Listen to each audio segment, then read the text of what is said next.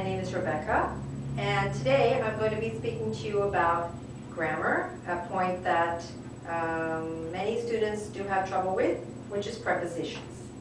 These little words can sometimes be very confusing, and the reason for that is because usually in different languages prepositions are used differently.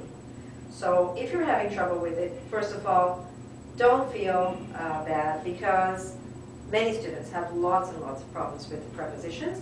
It doesn't mean you can't learn them. You can. There are some that operate by rules, and there are some where you kind of have to learn the expressions by heart. But with enough practice, you can definitely learn the right prepositions.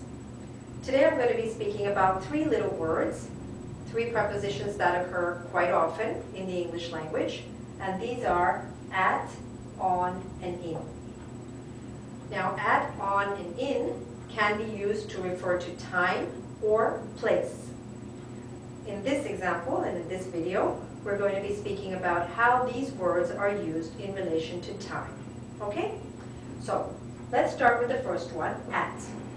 At is very specific when we're talking about a very specific period of time. For example, at 12:30, at 5 o'clock, at 3:45. It's a very specific period of time. You could also use this preposition to say at midnight or at noon, because again, those are very specific periods of time. Okay? All right. The second one is a little bit wider than at, not as specific, but not very broad. So we use on for something that represents one day or one date. For example, we can say on Saturday, on Mondays. You can say on Mondays. For example, my yoga class meets on Mondays. That's how we use that, but it still represents one word in essence. One day, in essence. All right. You can also use this for a particular holiday. We are going to meet on New Year's Day or on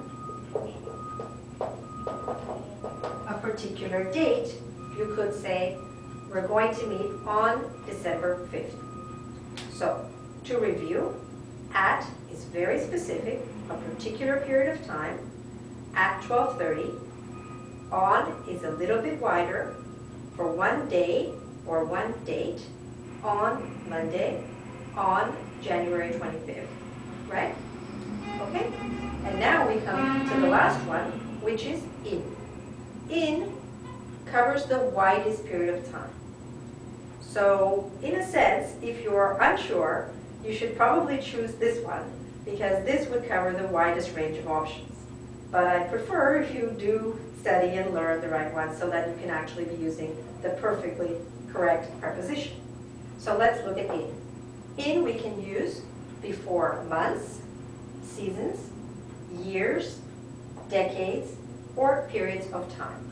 For example, you could say, I was born in September. I was born in the summer. I was born in 1995. Well, not me, perhaps you. He was born in the 1960s. Or this happened during the Middle Ages.